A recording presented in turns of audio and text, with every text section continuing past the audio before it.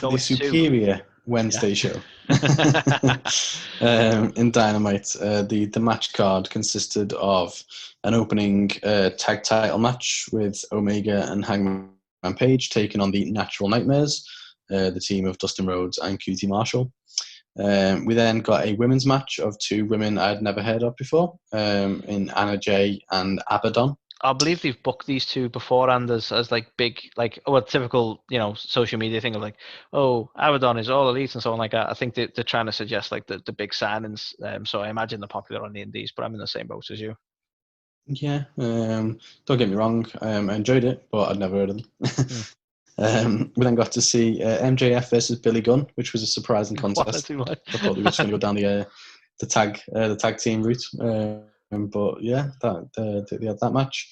The TNT title was defended again this week. This time it was Cody taking on a superstar from another promotion. I'm not too sure which promotion it was. Don't know whether you can enlighten me, Anthony, but it was a guy called Ricky Stark.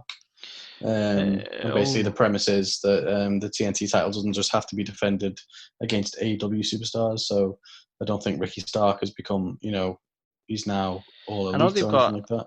I know they've got a connection with New Japan, but I don't think Ricky Stark's New Japan. Yeah, I'm not really sure where he's from, but so he made a little appearance to have that match.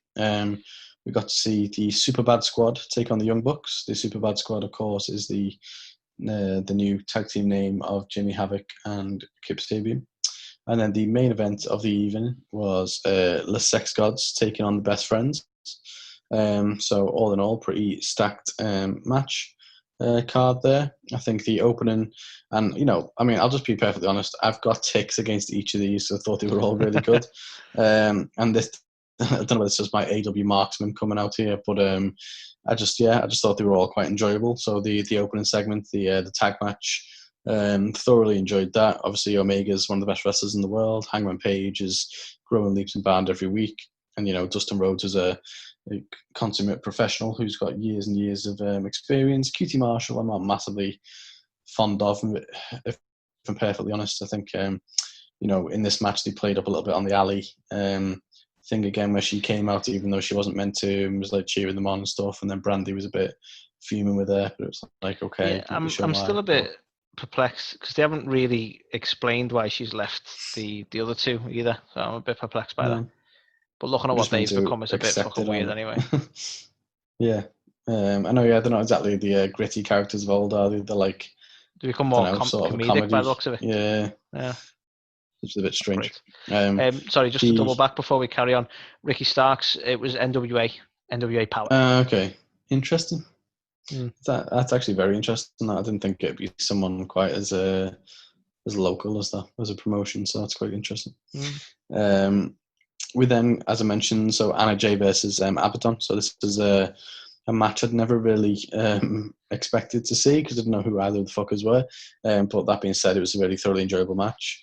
I do have one downside, which I'll talk about now. It's the only shite that I've got of this week, which is that after the match in which Abadon won. So for anyone who hasn't seen the match, Abadon is like this kind of really spooky, scary, just kind of character. She's got like just looking at her image alone is like shit. Like, that's yeah.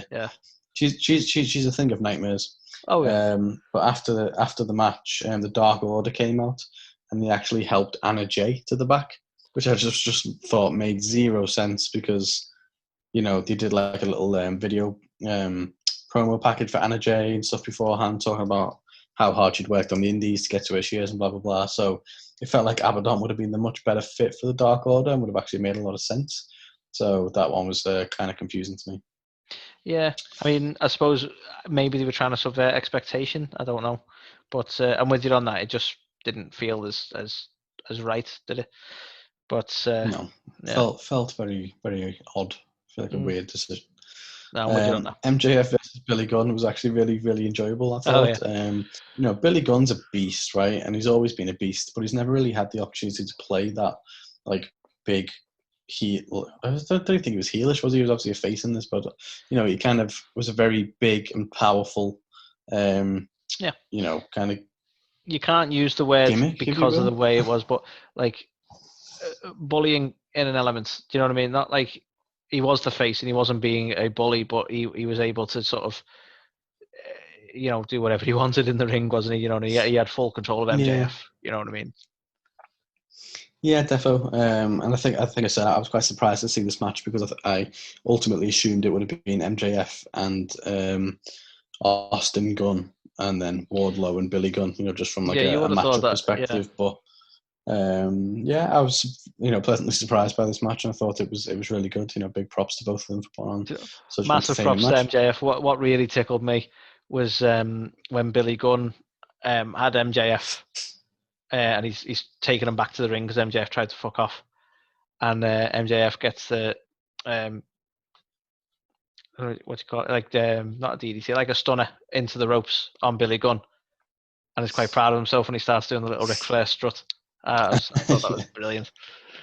Nice. He's just such a good asshole.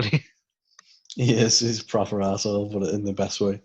But yeah, so MJF ended up winning that match, which I thought was the right call, and it was ultimately a really good match. The TNT title match, again, as you come to expect from Cody, really good showing. Never seen this Ricky Stark guy before, but I was impressed with him as well.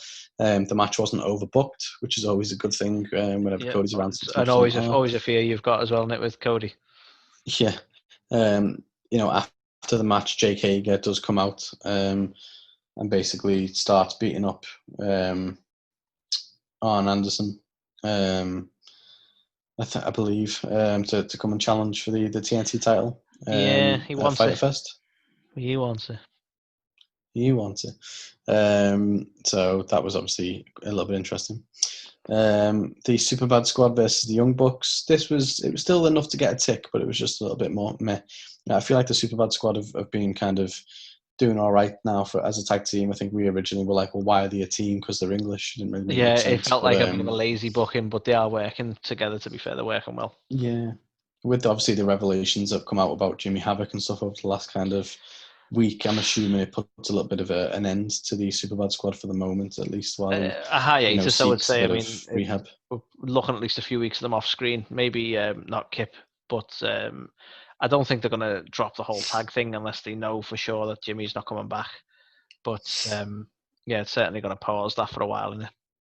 Yeah, definitely. And then the main event was obviously the Sex Gods versus the Best Friends, and it was actually the Best Friends who ended up pulling off the win here.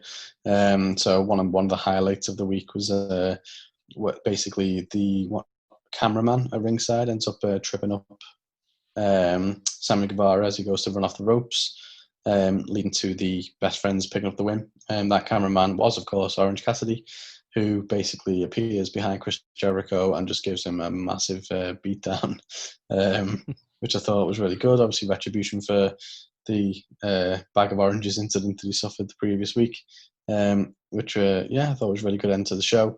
The only other thing I've not mentioned as one of the highlights is the Britt Baker promo. So she continues to appear every week and does a really good job of kind of getting her character over and stuff like that. But this week, Big Swole actually drives her away and ends up leaving her in a dumpster, which you can't get out of. So it's rather amusing. So for me, I can't really fault it too much this week. It wasn't like incredible or anything like that, but it was just a really solid show. So for me, I'm going to give it a 3.5 out of 5. Yeah. Again, I land thereabouts. I give it a 3. Like you say, it was a good week. It certainly wasn't the best they've had, but probably the best show of the week for me, to be fair. So it's a 3 from me. Nice. This week's episode is brought to you by Floriday.co.uk, where you can get all the latest news about Florida, Disney, and Universal Studios, as well as valuable tips and touring plans to get the most out of your Florida holiday. That's Floriday.co.uk, the sunshine state of mind. Greetings and salutations. It's your man CD, the fallen angel Christopher Daniels. And I'm out here in the Southern California sunshine, making my way through this quarantine like everyone else. Hopefully you're all home, safe, and healthy. I want to do a quick shout out to Carl and Anthony, who are the leaders of the A to the K WrestleTalk podcast. You guys can watch that on YouTube, listen to it on Spotify, etc., etc. And I just want to say I appreciate their support the guys at AEW. We wouldn't be where we are today if it wasn't for fans like you guys. And I'm sure Carl and Anthony feel the same way about all of you that listen to A to the K WrestleTalk. So keep listening to A to the K WrestleTalk. You guys stay home, stay safe, stay healthy, and I'll see you later.